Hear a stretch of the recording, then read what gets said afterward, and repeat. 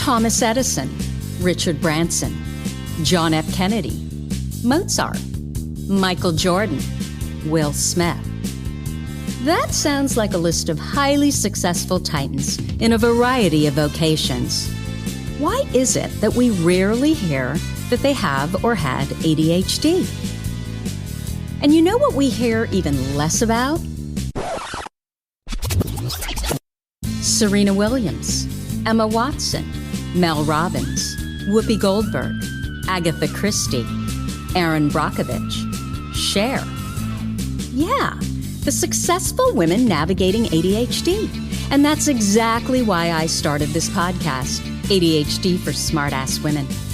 I'm your host, Tracy Otsuka. I'm a lawyer, not a doctor, a lifelong student, now a coach. I'm also the creator of Your ADHD Brain is A-OK, a system that helps people like you figure out what they should do with their life. And we're here today to talk ADHD, your strengths, your symptoms, your workarounds, and how you proudly stand out instead of trying to fit in. I credit my ADHD for some of my greatest gifts. And you know what? I spy a happier life for you too. So without further ado, a shiny new episode is starting now. Hello, I am Tracy Otsuka. Welcome to episode 113 of ADHD for Smartass Women. I am recording this on Saturday morning, pretty early actually, trying to make sure that you have an episode for this coming Wednesday. My daughter, almost a year of being home. She was in college. She goes to school, or she went to school at NYU in New York City, and she was finishing up her senior year when COVID hit. So she ended up coming home, and her apartment, I think her lease was up in, I think it was August, the beginning of August, and she decided to stay home, study for the LSAT. She's done that. I think she took it, I think it was in the end of January, went back to New York for a visit and decided that she really needed to get back there. It was always her intention to at least live there for a year and work and save some money before law school. So she found an apartment and she is going to be going back on Sunday, tomorrow, which, you know, I know that so many people have struggled with COVID, but I feel so blessed that I had that year here with her. And I'm not quite sure what I'm going to do without her. You know, we don't do a lot. Well, we haven't been doing a lot for the last year just because of COVID and, you know, wanting to make sure that everybody's safe. But she's been my one source of everyday socialization, and I'm going to miss her. But the good news is my son is back there right now, too. He's in his freshman year, and I just love that the two of them are going to be there together. So anyway, I'm going to be spending a lot more time working on ADHD and working on this podcast. I've had a lot of interviews lately because I have been so busy. All good things have really happened with ADHD for Smartass Women and just my work with ADHD women. And so I haven't had a lot of time to do the individual podcast episodes, and I'm really looking forward to doing them because I love to get into the research. And I've got some episodes that I've wanted to actually record for at least a year, and I just have not. And those are episodes around women and hormones and trauma. That's a big one. And I've wanted to make sure that I had enough time really studying trauma because obviously I want to do no harm and I want to make sure that I get it right. ADHD and sleep, that's another one. And less about problems not being able to sleep, but the problems we tend to have around getting into bed on time. Like, what is that about? You know, once I get into bed, I'm just totally fine, but I just can't get into bed because there's so many things that I always want to do. And there's a couple of hacks that I've discovered lately that have really worked for me. So I'll be sharing those. So anyway, I'm going to be here a lot.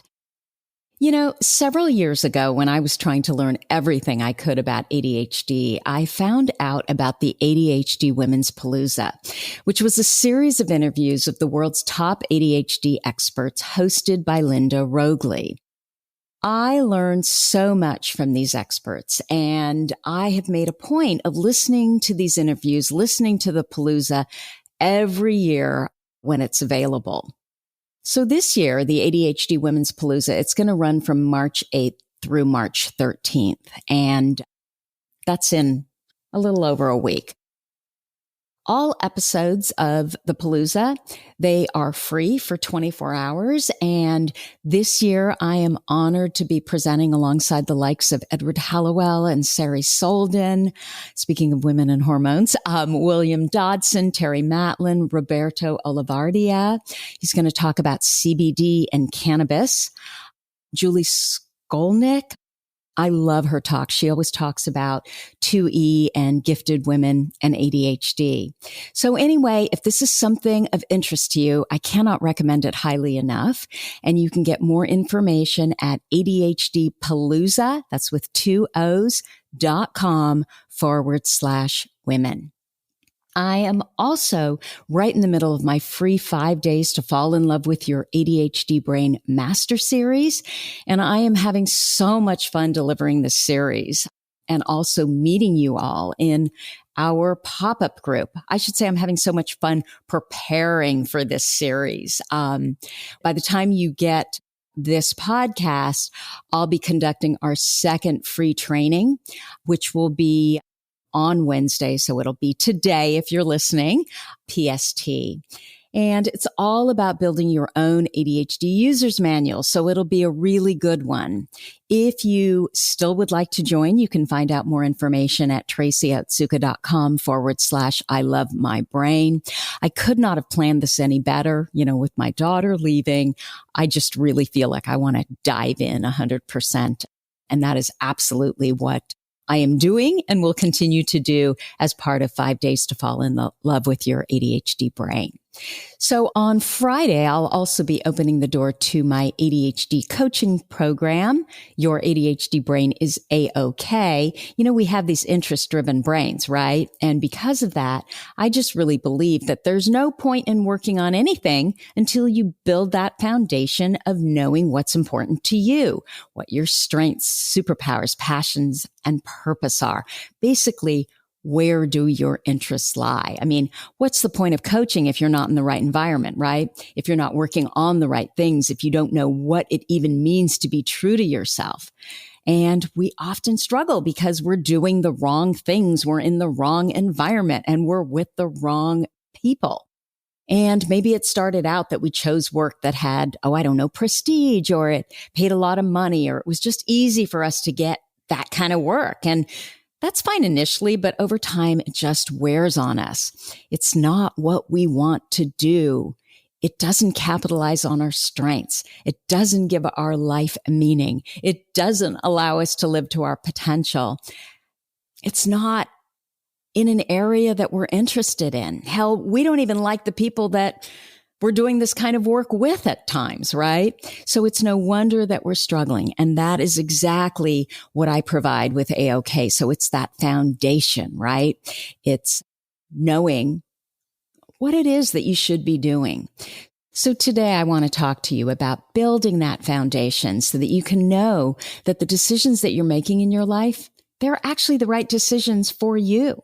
So I wrote an article in Attitude magazine about this last fall. It's called What Should I Do With My Life? 6 Revealing Questions for Adults with ADHD. And I also spoke more about this for the ADHD Palooza, which again will be from the 8th through the 13th. I think I present on I can't remember if it's the 9th or the 10th, the Tuesday or the Wednesday, but I will include the links to this in the show notes. So this is the deal. You don't have to sign up for anything to get some real benefits from this podcast, because what I'm going to do is share with you the foundational questions that you need to figure out the answers to help you make better decisions, not only on your career or in your career, but also your intimate relationships, your friendships, what you spend your time and money on.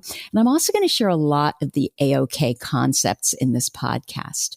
So just so you know, for decades, I had been trying to answer that, what should I do with my life question? I'd read all the self-help books. I've always been interested in discovering more about myself.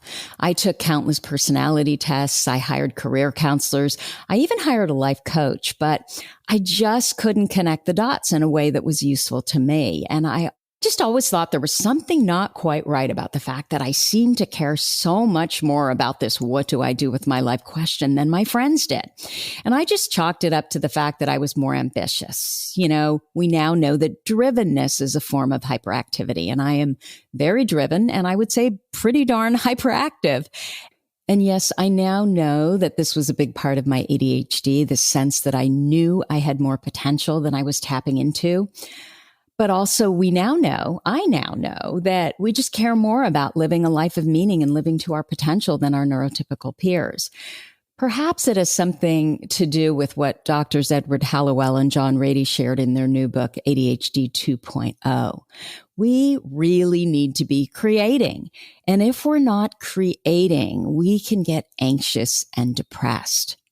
It's why you often see, ADHD women, and they have this litany of accomplishments. They may not be connected. They may not lead to one big ultimate goal, but we tend to do a lot of things. And we often don't even realize it. I hear so often that because someone wasn't a success ultimately in something that they studied and they learned or they did, they don't feel like it matters. But when they go back, you hear this on this podcast a lot too, right? I'll go through someone's background and then I'll ask them, so what do you think about that when you hear it? And they're just like, oh my gosh, I never knew that I accomplished that much because I never really thought about it. I never really put it together. So anyway, if we're not creating, we get anxious and depressed. So we tend to do a lot of creating. But we also have to be working on the right things. Again, our brains are brains of interest. So it's your charge to figure out what those right things are. And that's what I can really help you with. I am interested in so much. I'm sure you can relate to this, that my biggest concern was always asking myself, am I pursuing the right interests? Am I really using my values and my purpose? But then there's always that little voice. Do I even know what I value really? And what is my purpose really? And why is this so important to me? That's when I decided that what I really needed was a step-by-step system to tidy my brain and also to make sure that I never forget what I already have learned about myself. Because what was happening was I was continually reinventing the wheel. And every time I'd get sidetracked, right, by another bright, shiny squirrel-like object. And then I'd forget what I had learned before. My brain, it needed a process. It needed a structure. It needed a system. And that's how your ADHD brain is A-OK came into being. I created it for myself. And then I realized that I wasn't the only one who needed it. I wasn't the only one who was looking for it. Because this is the deal. 25% of the what do I do with my life question is building a foundation. It's knowing the answers to those questions, like what do I really value? What are my strengths? What am I passionate about? What do I do really well? What neighborhood does my purpose live in? That's the foundation that you actually build your life on. And then the other 75% of the what do I do with my life question is becoming more of that 25%. And we do that with action, right? We test, we tweak, we fine tune, and we discover what really works for us, what generates positive emotion and connects us to our motivation. Because what we do know about ADHD is positive emotion is imperative. If we are not in positive emotion, we can't get anything done. And that's because positive emotion connects us to our motivation. It motivates us. When we're feeling good, we want to do more of whatever we're working on because we know we're going to feel even better. It drives us. So bottom line, we need to get solid on that 25% because who cares if you've climbed the highest tree? You've heard me say this before, right? If you're in the wrong damn forest. Most of us are out there working and working and working on that 75%. before we even know what our 25% foundation even looks like. And this is bad for your average brain person, your neurotypical person, but for those of us with ADHD, it is a virtual deal killer. Why? You know this, right? Because interest is integral to a happy ADHD brain. And when we're interested, we can focus. Often we can do better than that. We can hyper-focus.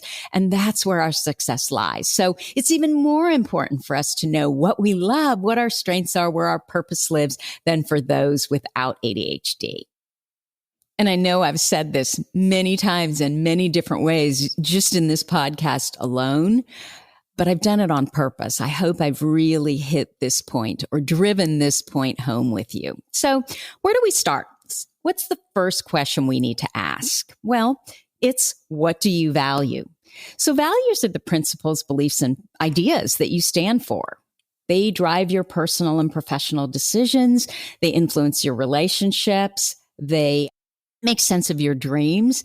And sometimes we adopt values that are actually our own, but oftentimes we adopt values from our family, from our friends, our community, our church, professors, neighbors. I mean, it just goes on and on, our significant other or spouse.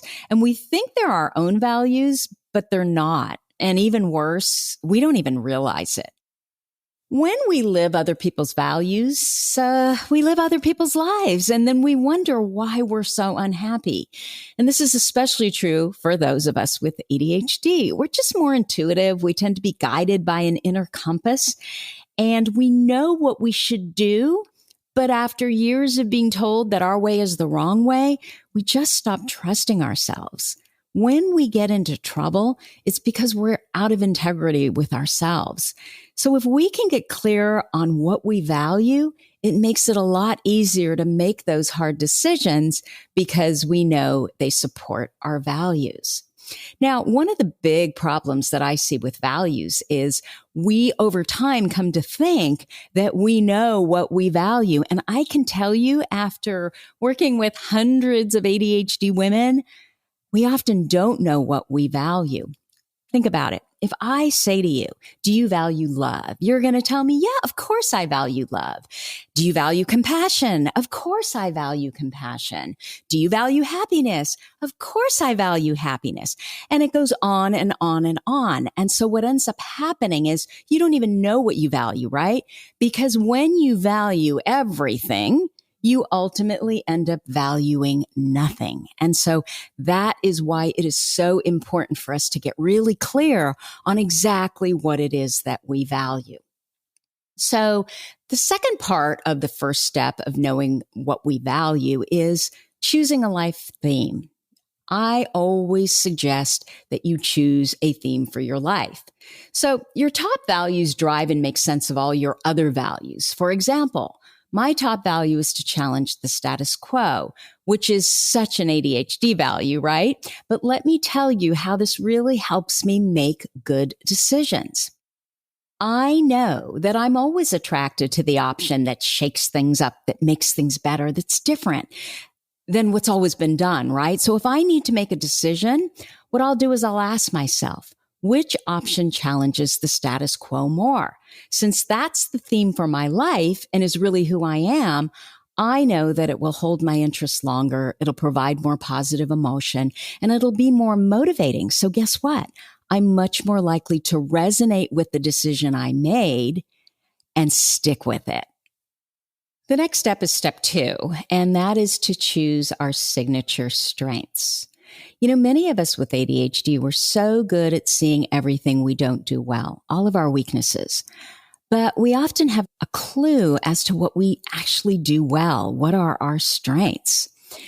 So in step 2, what we do is we take a deep dive into choosing the character strengths and then the signature strengths that represent the essence of who you are. You know, and I originally added character strengths because students struggled once they chose their values and discovered that they hadn't been living them because guess what? Values live in our head, but if we don't act on them, what good are they to us? They'll just make us feel worse because there's a disconnect, right, between who we really are and how we act. Character strengths, however, integrate both who we are and what we're doing, so they're the perfect place to fill in the gap during that transition period when we're not yet living our values and we don't know where to start to make that happen. When who you are, your values, is aligned with what you do and how you act, your signature strengths, you're always going to be happier and more motivated. And the best way to discover what your signature strengths are, your character strengths are, I should say, because your signature strengths are just your top character strengths, is to go to the VIA Character Strengths Test. And I think you can just Google VIA Character Strengths. It stands for Values in Action, and it's a free test. You can take it online. So what's next? Discovering what your superpowers are. What are you just naturally really good at, and then have built some skills around so you've paid your dues. So talents plus skills equals superpowers. And talents are, again, those things that you're naturally good at. You know, are you 6'11" and you play basketball? Well, you were born just naturally good at basketball by virtue of your height. But if all you have is height and you don't develop the skills around basketball, you don't practice, you're never going to really develop a superpower of basketball. You can say the same thing for music. Many of us are born, I should say some of us are born with musical talent. Let's say we absolutely love the piano or the violin or the guitar. But again, if we don't practice, if we don't build skills around it, it never turns into a superpower. Superpowers can also be those things that maybe we're not really great at them yet. We haven't put in our Malcolm Gladwell 10,000 hours yet of, training to get really good at it. But we're willing to make a fool out of ourselves in order to get there. So it may be that your superpower is not completely developed, but you're willing to put the time into it. So that would be step 2, making a list and figuring out what really are my superpowers. Step 4 is all about passions. We need to discover our best passions.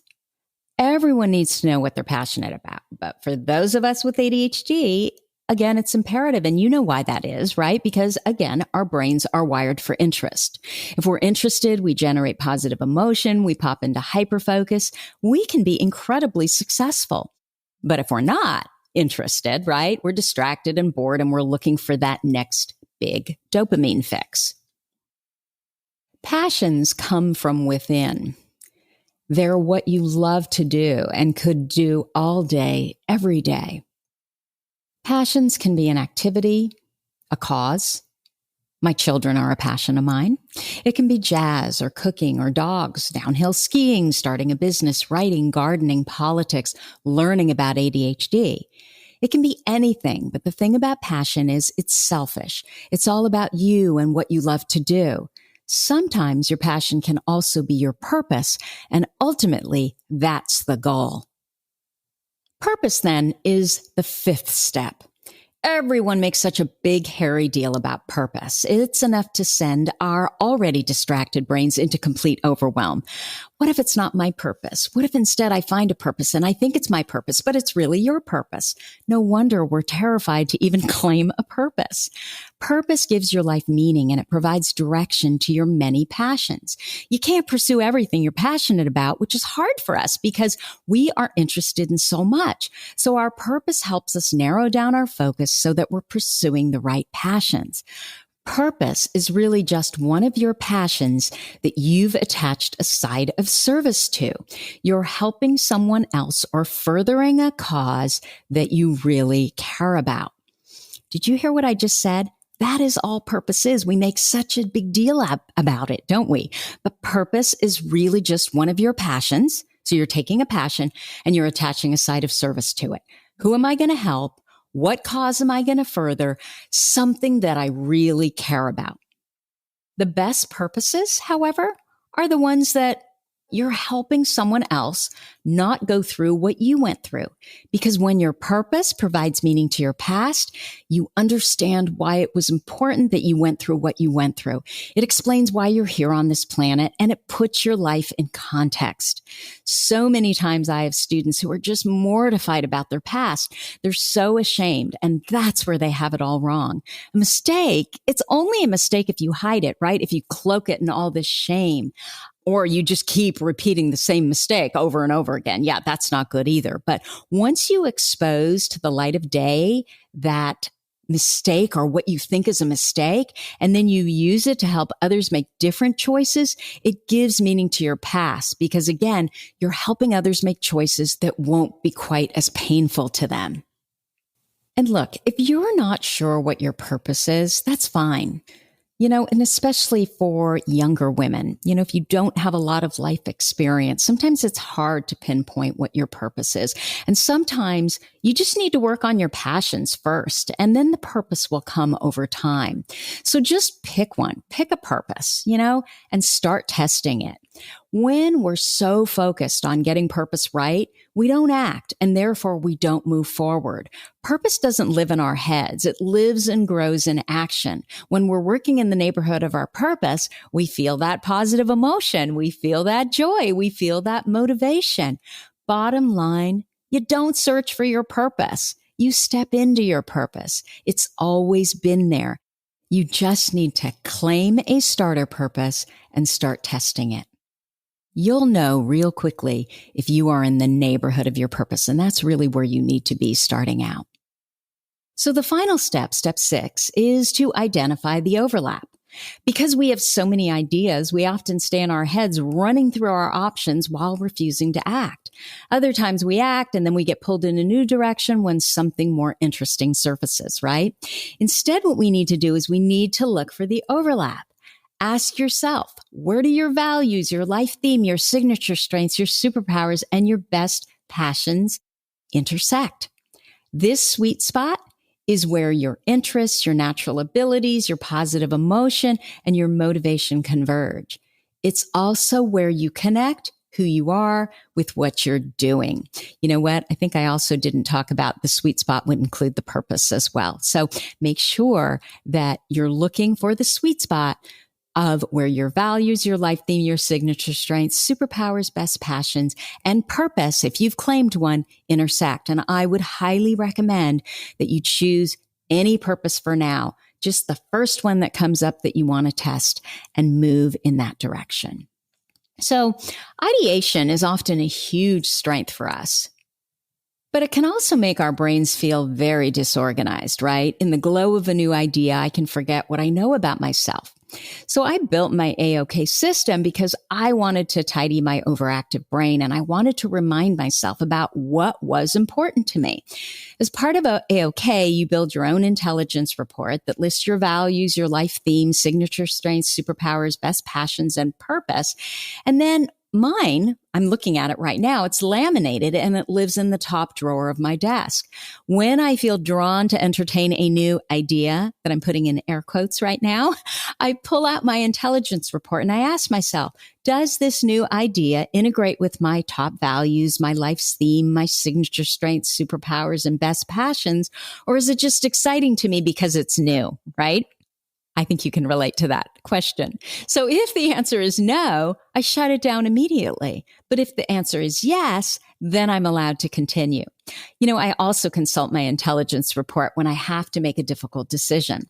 Just having this bird's eye view of what's truly important to me calms my brain down and helps me to make connections that I otherwise might not see. So bottom line, our job is to hunt for every time when we're being someone that we're not. We're not living our values. We're not using our strengths. We're just trying to fit in. And we feel that in our body, but we tend to ignore it. We can't ignore it. We need to pay attention to how we feel. Pay attention to when you're not in your lane, when your momentum is waning, when you're second guessing yourself, when the bright and shiny are distracting you, because that's exactly when you go back to your own personal intelligence report and your own values and strengths and superpowers and passions and purpose. For those of us with ADHD, environment is everything. When we're in the right intimate relationships, the right careers, the right majors, the right friendships, we are successful. And the great thing about AOK is once you know who you are and what's important to you, guess what? You are also going to know the relationships that you should be in and the ones you should just walk away from. And you're finally going to know why.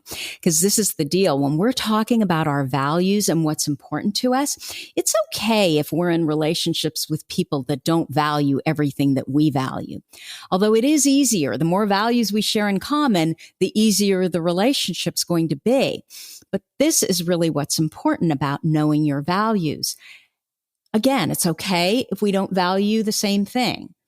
What is most important, however, is that the person that you're in a relationship with is not stepping on your most closely guarded and revered values. So anyway, if building this 25% foundation sounds like something that you have been looking for, then I would love to have you join us for your ADHD Brain is A-OK, where I'm going to walk you through the system step by step together. You can sign up right now, but I think enrollment, by the time this podcast actually airs on Wednesday, I think our enrollment is going to close the next day or the day after. I can't remember.